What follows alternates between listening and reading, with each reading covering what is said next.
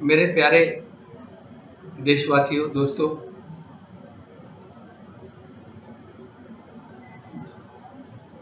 मैं अखंड भारत राष्ट्र निर्माण संगठन के प्रतिनिधि के नाते आपसे आज दूसरी बार संवाद करने के लिए उपस्थित हूँ।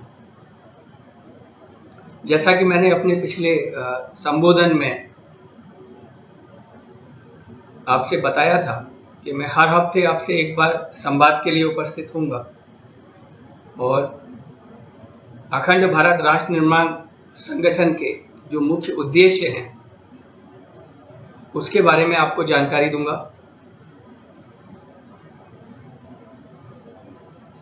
आज का मेरा जो संवाद था उसका विषय अखंड भारत राष्ट्र निर्माण संगठन की राष्ट्र निर्माण से संबंधित नीतियां, वह राष्ट्र का निर्माण कैसे हो, इसके बारे में मैं आपसे उन नीतियों के बारे में चर्चा करना चाहता था जिनमें मुख्य हैं कि राष्ट्र के निर्माण के लिए चरित्र का निर्माण बहुत आवश्यक है। चरित्र के निर्माण के लिए शिक्षा का होना बहुत आवश्यक है। शिक्षा के लिए अच्छे शिक्षक और गुरु का होना बहुत आवश्यक है। लेकिन पिछले एक हफ्ते की जो परिस्थितियां बनी, उन परिस्थितियों की वजह से मुझे अपना आज का कार्यक्रम बदलना पड़ा, क्योंकि आज देश की सीमाओं पर संकट है।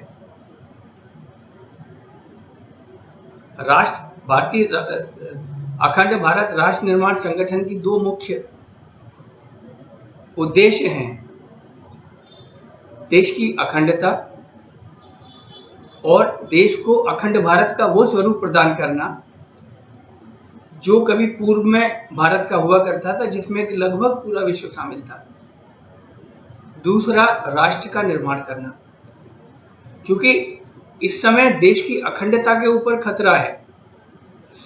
देश की सीमाओं के ऊपर पिछले एक हफ्ते में खतरा मंडराया, तो ये आवश्यक हुआ कि इस समय जो संवाद का विषय है वो बदलना पड़ा। तो आज संवाद का विषय देश की अखंडता है। तो मैं अपना संवाद शुरू करने से पहले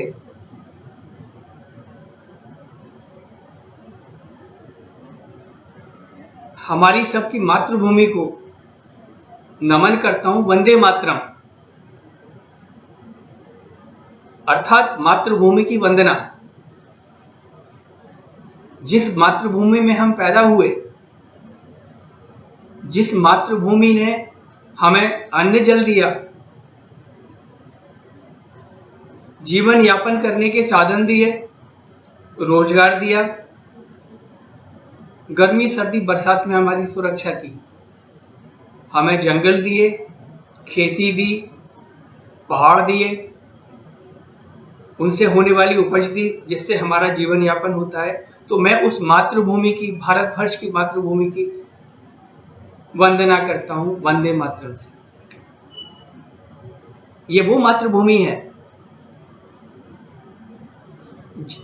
जिसने इस मातृभूमि में जो भी आया, बाहर से भी आया, उसको स्वीकार किया। बाहर से आने वालों को भी अपने पुत्र की तरह स्वीकार किया और अपनी गोद में ले लिया, और उनको उसी तरीके से जैसे अपने पुत्रों को खाने पीने को दिया, उनको भी पुत्र और पुत्री मान लिया। तो हम सब पुत्रों का, हम सब इस भारत माता के संतानों का आज भारत माता के लिए फर्ज है कि हम भारत माता की रक्षा करें, और इस रक्षा के अभियान में सब लोग एक साथ मिलकर आगे बढ़ें। पिछले एक हफ्ते में, खासतौर से सोमवार की रात को,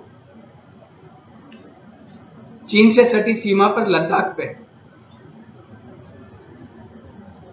चीन के सैनिकों से संघर्ष में भारतीय सेना के 20 जवान व ऑफिसर, जिसमें एक कमांडिंग ऑफिसर कर्नल बाबू भी थे, दुश्मनों से लड़ते हुए और दुश्मनों को मारकर शहीद हुए। इस समय उपलब्ध सूचना के अनुसार चीनी सेना के लगभग 43 सैनिक या तो मारे गए हैं या घायल हुए। हमारे 20 सैनिक व ऑफिसर मारे गए हैं, शहीद हुए हैं और कुछ सैनिक अस्पताल में घायल हैं जिनका कि इलाज चल रहा है। तो मैं इन हमारे देशभक्त शहीदों को, जिन्होंने अपने देश की, अपनी सीमाओं की रक्षा, भारत की अखंडता की रक्षा के लिए अपने प्राणों की आहुति दी, मैं उनके श्रद्धांजलि स्वरूप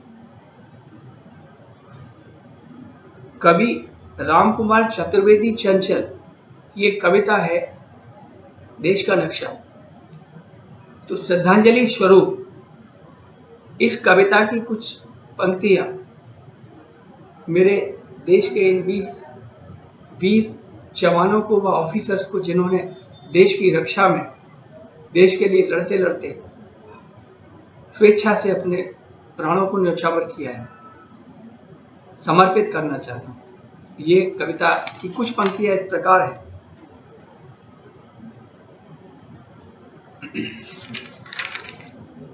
न कागज को मनाते हैं, न स्याही को सताते हैं, लहू वाले लहू से देश का नक्शा बनाते हैं। शहीदों का सतत संघर्ष ही ईमान होता है, रहे बेदाग आजादी यही अरमान होता है। वतन की धूल ही इनके लिए है स्वर्ग का चंदन, कि इनका इष्ट जीता जागता इंसान होता है। युगों की आंधियों में भी अंधेरा चीरते हैं ये, लहू से सींचकर ऐसी मसाले को जलाते हैं। न कागज को मनाते हैं, न स्याही को सताते हैं, लहू वाले लहू से देश का नक्शा बनाते हैं। तो मैं ऐसे इन 20 वीर भारत माता के सुपुत्रों को नमन करता हूँ व अखंड भारत राष्ट्र निर्माण संगठन की तरफ से इनको श्रद्धांजलि अर्पित करता हूँ व ईश्वर से प्रार्थना करता हूँ कि इनके परिवारों को शक्ति दे कि इस दुखद क्षण को, इस दुखद समय को सहने की इन्हें शक्ति हो। और समस्त देशवासियों से भी अनुरोध करता हूँ कि इन परिवारों को अगर किसी प्रकार की भी आवश्यकता हो, वो चाहे तन मन धन कैसी भी हो, हमारे देश के नागरिक आगे आएं और इन अमर शहीदों की परिवारों के लिए जो भी मदद बन सकती है वो करने की कोशिश करें।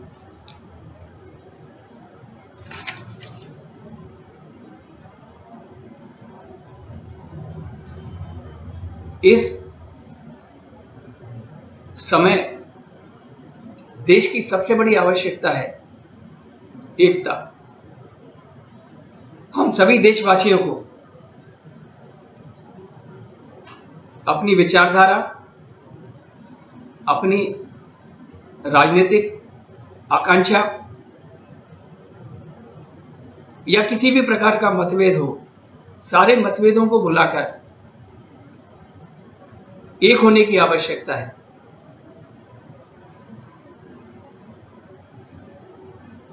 और एक होकर हम हमारी सारी ताकत से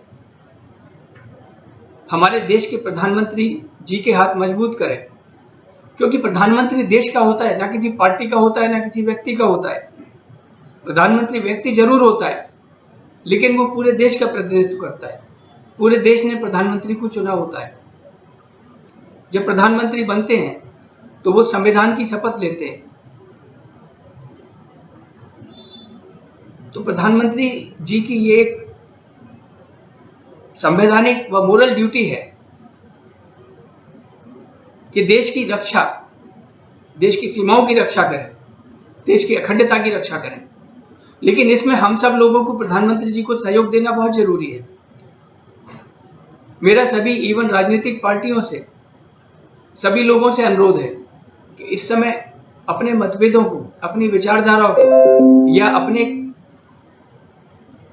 किसी भी चीज से, आप हो सकता है प्रधानमंत्री जी की कार्यशैली से संतुष्ट ना हो, प्रधानमंत्री जी के विचारों से संतुष्ट ना हो, लेकिन आज हमें अपने सारे मतभेद भुलाकर हमें अपनी सारी ताकत इस देश के प्रधानमंत्री जी के साथ लगानी है, जिससे कि हम अच्छी तरीके से संघर्ष कर सकें और चीन को एक ऐसा सबक सिखा सकें कि वो फिर से हमारी भूमि की तरफ नजर करने का दुस्साहस ना कर सके। चीन को ये अच्छी तरह से जान लेना चाहिए कि 1962 और 2020 के भारत में बहुत फर्क है।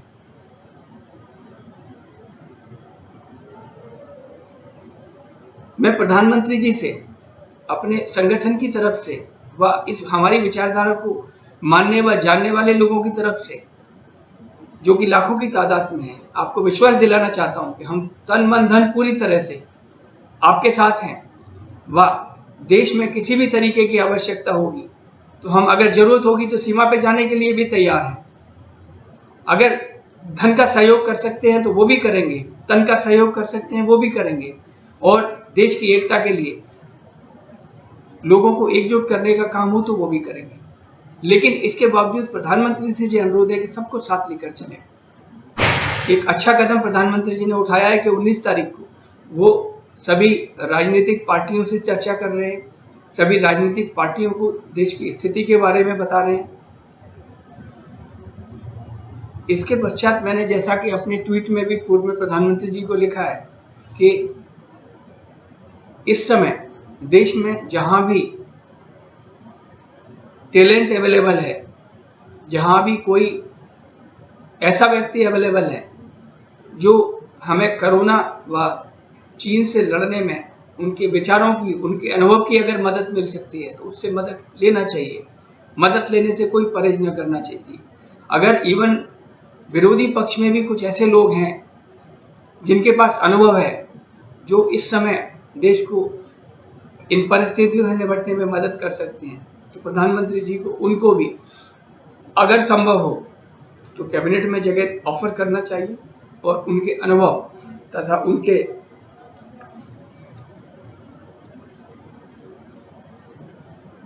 टैलेंट का फायदा उठाना चाहिए, ताकि हम सब देश के लिए मिलजुल कर एक बड़ी अच्छी तरीके से कार्य कर सकें और इस समस्या से निपट सकें।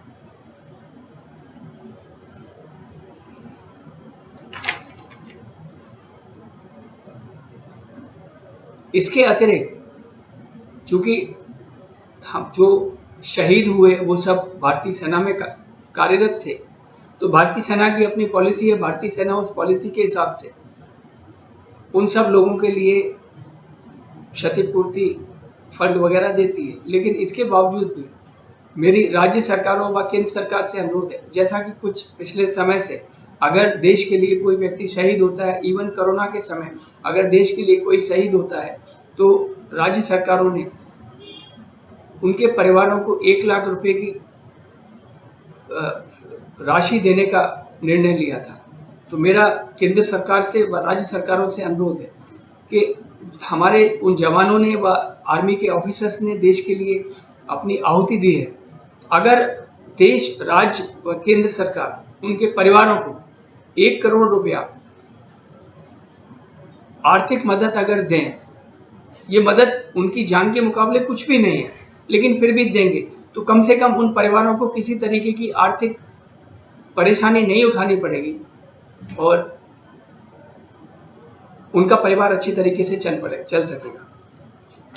हमारे देश में शहीद हर घर में पैदा होता है, हर गांव में पैदा होता है, हर शहर में पैदा होता है। हमें ये नहीं समझ लेना चाहिए कि आज भगत सिंह नहीं है या राजगुरु नहीं है या बिस्मिल नहीं है, वो आज भी मौजूद हैं। जब जब देश को आवश्यकता पड़ती है, भगत सिंह फिर से निकल के आता है। जब आवश्यकता पड़ती है, राजगुरु बिस्मिल निकल के आते हैं। तो आज भी निकले हैं और कल भी निकलेंगे। तो इस देश को चाइना जैसे लोगों की नापाक हरकतों से कोई फर्क नहीं पड़ता, लेकिन हमें डेफिनेटली आज एक ऐसी चीज की जरूरत है, हमें संगठित होकर लड़ने की आवश्यकता है। और इस समय मैं प्रधानमंत्री जी से अनुरोध करूंगा कि संयम से काम लें, बस संयम के साथ ऐसी पॉलिसी बनाएं, 1971 के इतिहास की अध्ययन करें। जिस तरीके से श्रीमती इंदिरा गांधी ने 1971 में पाकिस्तान को एक ऐसा सबक सिखाया था, आज चीन को भी उसी तरीके का सबक सिखाने की आवश्यकता है। आज एक देश जो कि चाइना की जातियों से त्रस्त है, आजाद होने के लिए तड़प रहा है। हो सकता है शायद उनकी आजादी का समय आ गया, जैसे किसी समय बांग्लादेश की आजादी का समय आया था।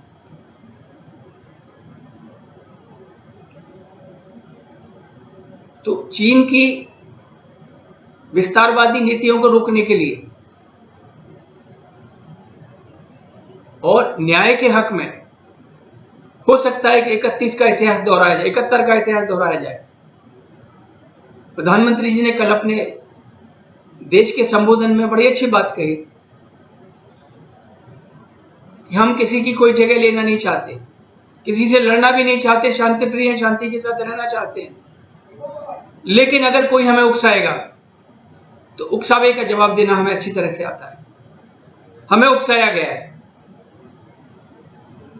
हमारी जमीन पे एक नापाक कदम चीन ने डाला है। मैं अंगद के पैर का उदाहरण देना चाहता हूं। रावण की सभा में अंगद ने पैर डाल दिया था। भगवान श्री राम का बल अंगद के पीछे था। उन्होंने बोला कि अगर कोई भी मेरे पैर को उठा देगा मैं सीता जी को हार जाऊंगा और चला जाऊंगा यहां से। रावण की सभा में जितने लोग थे सबने कोशिश कर लिया, लेकिन कोई भी अंगद के पैर को नहीं हटा पाया। रावण जब खुद उठा, अंगद ने कहा कि यदि तुम चाहते हो भगवान श्री राम के पैर पकड़ो। हमें भी अंगद का पैर बनाना पड़ेगा। अब चीन की धरती पर जाके अंगद का पैर रोकना पड़ेगा, और जो चीन के लोग आए हुए उनको उठा के फेंकना पड़ेगा, तभी उसके नापाक इरादों को। इसके अतिरिक्त बहुत सारे ऐसे साधन हैं जिसके द्वारा हम चाइना को रोक सकते हैं। वो चूंकि स्ट्रेटेजिक मसले हैं जिसके ऊपर केंद्रीय सरकार व प्रधानमंत्री जी विचार करेंगे और वो सारे साधनों का इस्तेमाल करेंगे। लेकिन मेरे लिए व मुझे लगता है हमारे सारे देशवासियों के लिए हमारी जो धरती है ये एक स्वर्ग की तरह है, माँ की तरह है। मैं एक संस्कृत की 2 पंक्तियां इस बारे में आपको उद्धृत करना चाहूंगा कि जननी जन्मभूमिश्च स्वर्गादपि गरीयसी। जननी जन्म देने वाली माँ की तरह होती है, जन्मभूमि जन्म देने वाले माँ की तरह होती है, वह स्वर्ग से भी ज्यादा प्रिय होती है। यही बात भगवान राम ने जब वनवास से लौट के आए तो पुष्पक विमान में उनके साथ उनके मित्र विभीषण, सुग्रीव, अंगद, निषादराज लोग थे। जब वो अवध पहुंचे तो उन्होंने बताया, अपनी जन्मभूमि की तारीफ की कि मुझे अवध की ये जन्मभूमि, अयोध्या की धरती स्वर्ग से भी ज्यादा प्रिय है। तो मेरे भाइयों और बहनों, ये धरती हमारे लिए स्वर्ग से भी ज्यादा प्रिय है। इसमें चलने वाली हवाएं, इसका पानी, इसकी मिट्टी, इससे पैदा होने वाली फसल, ये सब हमारे लिए एक स्वर्ग से ज्यादा भी मायने रखती है। तो हम अपने स्वर्ग की रक्षा करेंगे और हम सब मिलकर एक शपथ लें कि हम अपने देश से चाइना के बढ़ते हुए कदमों को वापस भेजेंगे और अपनी देश की रक्षा के लिए संयम से काम लेंगे। हम ऐसा कोई भी बयान, ऐसा कोई भी स्टेटमेंट, ऐसा कोई भी काम ना करें जिससे कि इस लड़ाई में कहीं हमारा देश या हमारी सरकार या हमारे प्रधानमंत्री के हाथ कमजोर। हमें उनके हाथ मजबूत करने हैं, संयम से काम लेना है, कोई भी ऐसी बात नहीं करनी है जिससे कि हमारी लड़ाई में कहीं भी कमजोरी नजर आए। क्योंकि आज मैं देश की अखंडता के बारे में ही बात करना चाहता था, तो यहाँ कह के मैं आज का दिन विश्राम लेना चाहता हूँ। अगले बार मैं आपसे अब राष्ट्र निर्माण के समय, जिसमें शिक्षा नीति, चरित्र निर्माण और शिक्षक कैसा हो, इसके बारे में बातचीत करूँगा। धन्यवाद। जय हिंद, जय भारत।